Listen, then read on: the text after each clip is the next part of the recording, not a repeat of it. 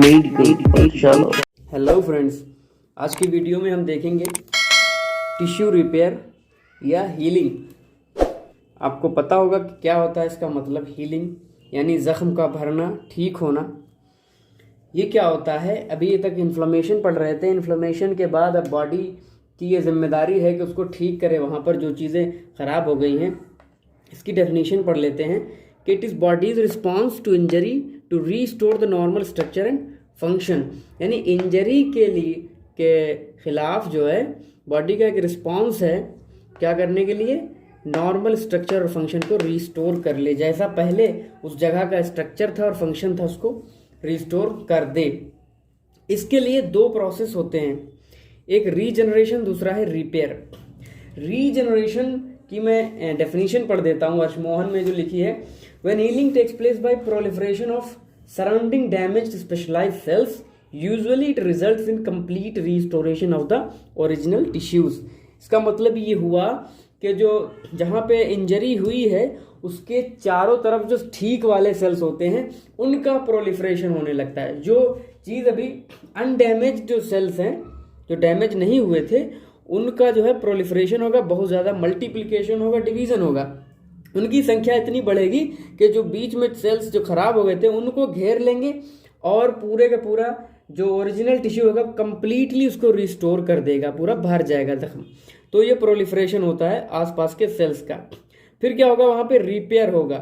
Repair में क्या होता है कि ग्रेनुलेशन टिश्यू बनेगा। ग्रेनुलेशन टिश्यू बनने के नतीजे में आगे क्या हो जाता है? ये फाइब्रोसिस करेगा और वहाँ पर स्कार टिश्यू बन जाएगा। पपड़ी जम जाती है जहाँ पर इंजरी होती है। आपने देखा होगा एक हार्ट जो है उसको छूने पर एक सख्ती जैसी नज़र आती है जो एकदम हार्ड होती है।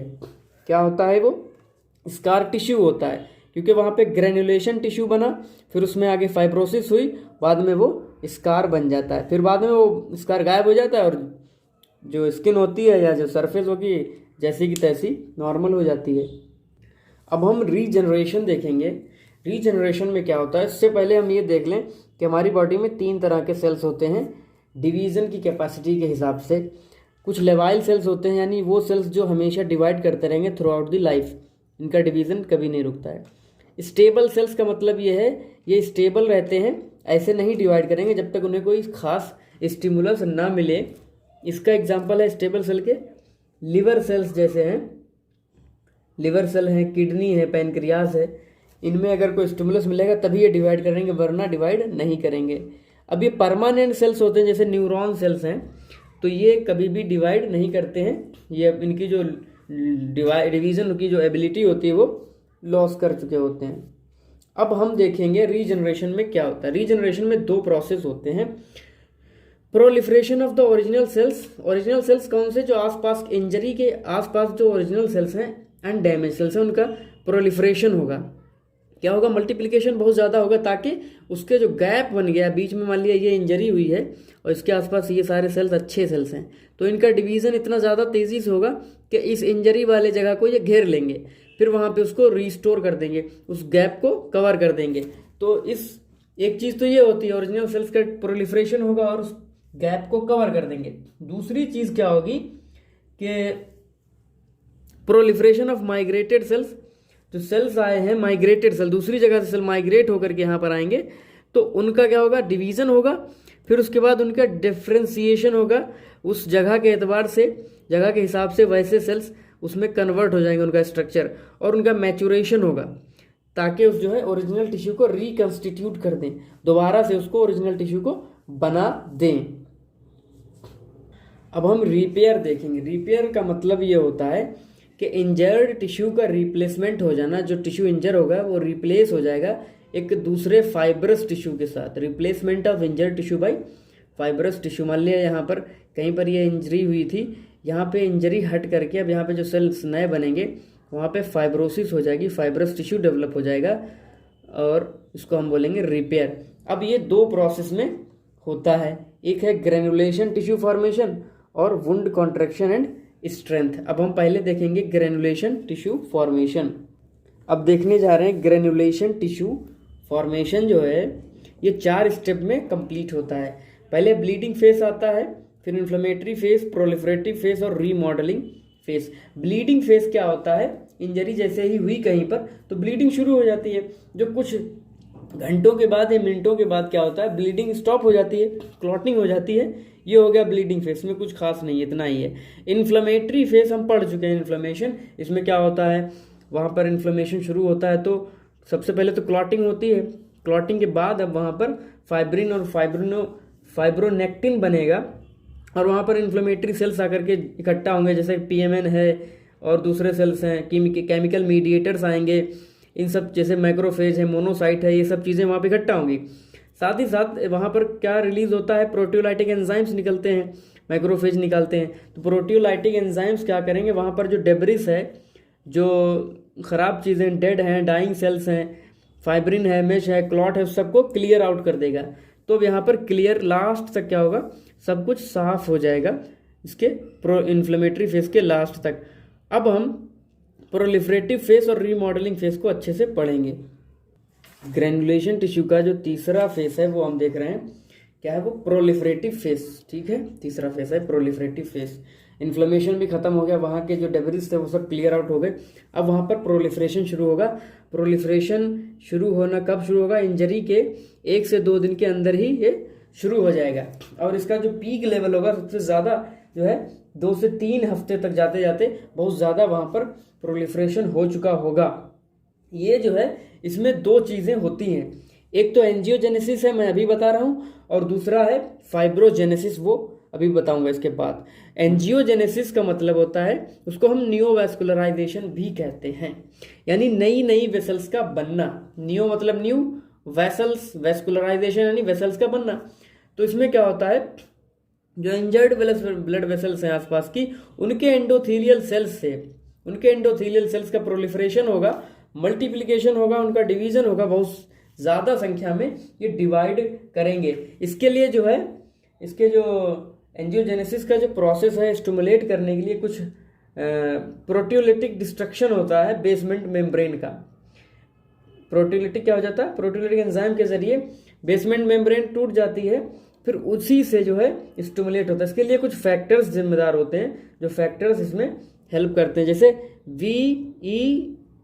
VEGF, vascular endothelial growth factor, या TGF, transforming growth factor beta, TGF beta,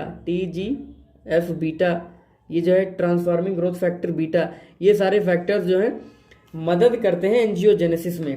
क्या होता है, ब्लड वेसल्स के जो दूसरी ब्लड वेसल्स टूटी फूटी हैं, उनके एंडोथीलियल सेल्स प्रोलिफरेट करेंगे, फिर ये एक सॉलिड क्या करेंगे, सॉलिड बड्स बनेंगे। शुरुआत में जब बनती है, जो मान लिया जब नई नई ब्लड वेसल बनी है, अभी इसके अंदर छेद नहीं होता, यानी ल्यूमन नहीं होता है, ये सिर्फ एक बंद बड की तरह होता है। जैसे कि मान लिया ये ब्लड वेसल बनी, ये अभी पूरी पैक है, इसके अंदर से ब्लड नहीं फ्लो कर सकता, ये पूरी ठोस है, सॉलिड है। लेकिन कुछ देर के बाद, बहुत ही जल्दी इसके अंदर और डेवलपमेंट होगा और इसके अंदर ल्यूमेन डेवलप हो जाएगी। अब ल्यूमेन जब डेवलप हो जाएगी तो जो है ब्लड इसमें से फ्लो करने स्टार्ट हो जाएगा। स्टार्टिंग में जो है इसका जो ब्लड फ्लो करेगा ये बहुत ज़्यादा लीकी होती, पूरी तरह से सही नहीं बनी होती, इधर उधर जो इसकी जो वॉल है बहुत ज़्यादा उतनी अभी डेवलप नहीं हुई है, तो इनमें से ब्लड जो प्लाज्मा है बाहर की तरफ लीक आउट करता रहता है। इसीलिए ग्रेनुलेशन जहाँ पर है वहाँ पर पानी जो है डिपॉजिटेड होता रहता है, फ्लूइड का डिपोजिशन की वजह से वहाँ पर एडिमेटस अपीयरेंस होता है, नहीं एडिमा जैसा दिखाई देगा, लेकिन बहुत ही जल्दी इसके अंदर वो कंप्लीट ठीक हो जाएगी। और बट लेटर कंप्लीट जो है ब्लड वेसल्स एकदम जो जिस तरह से होना चाहिए, मस्कुलर आर्टेरियोल्स बन जाएंगे, उसमें वेन्यूल्स बनेंगे, कैपिलरीज बनेंगी, ये कंप्लीट हो जाएगा। एंजियोजेनेसिस के बाद इसमें फाइब्रोजेनेसिस होता है। फाइब्रोजेनेसिस क्या है, फाइब्रोब्लास्ट का बनना। अभी जो ब्लड वेसल बन गया है, इसके आसपास इसकी स्टेबिलिटी के लिए और भी स्ट्रक्चर्स होते हैं, उसमें से एक स्ट्रक्चर है फाइब्रोब्लास्ट भी मौजूद होते हैं।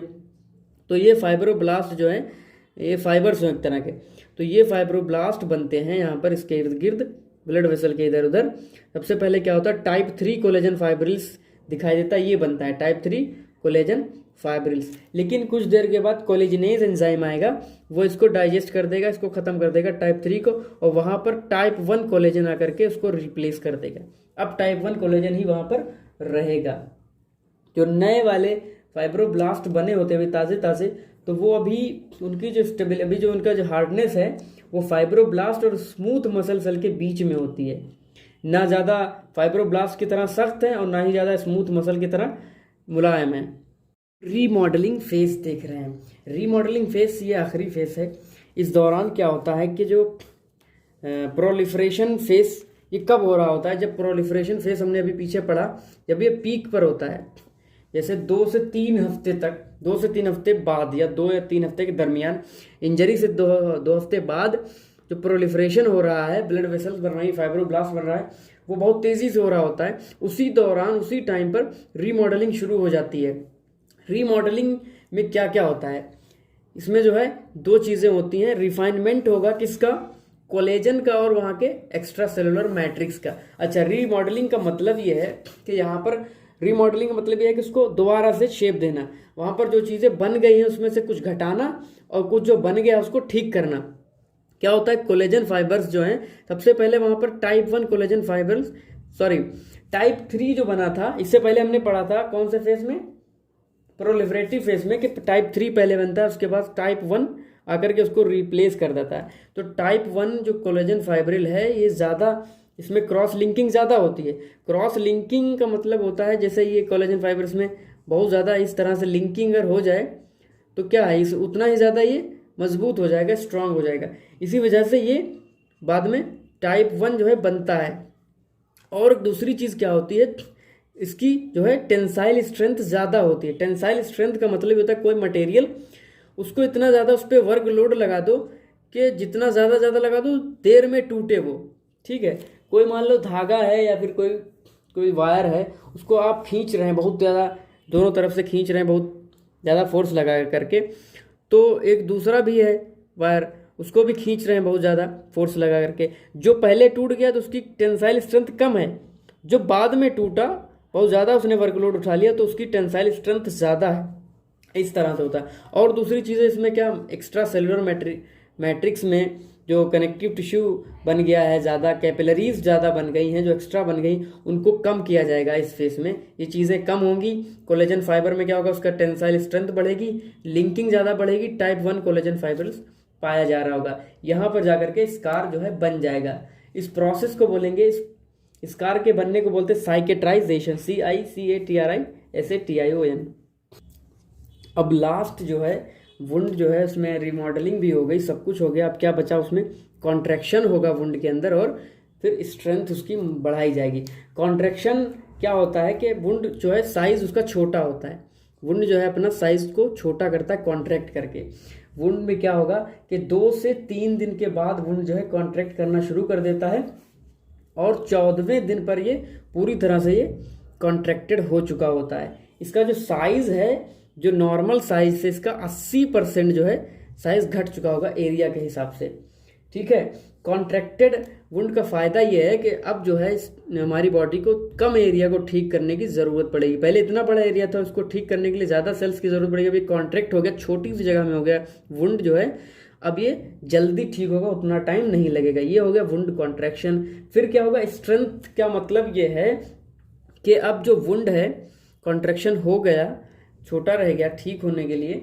अब इसमें दूसरी चीज़ क्या होती है, इसको मजबूत बनाने के लिए वुंड में क्या क्या, उसको स्ट्रेंथ प्रोवाइड करने के लिए क्या क्या चीज़ें होती हैं, वो होती हैं प्रोलिफरेशन होगा किसका, फाइब्रोब्लास्ट का, क्योंकि फाइब्रोब्लास्ट ही एक ऐसा स्ट्रक्चर है जो उसकी स्ट्रेंथ जो है बढ़ाता है। फाइब्रोब्लास्ट है, मायोफाइब्रोब्लास्ट हैं, ये सब वहाँ पर बढ़ेंगे और उसको स्ट्रेंथ प्रोवाइड करेंगे, उसकी मजबूती में जिम्मेदार होंगे। और ECM में बहुत कुछ चीज़ें होती हैं, एक्स्ट्रा सेलुलर मैट्रिक्स में से ये सब उसी में से होती हैं, और भी कोलेजन फाइबर्स वगैरह हैं, ये सब उसका स्ट्रेंथ कराते हैं, जो उसको जो है मजबूती बनाने के लिए काम करता है।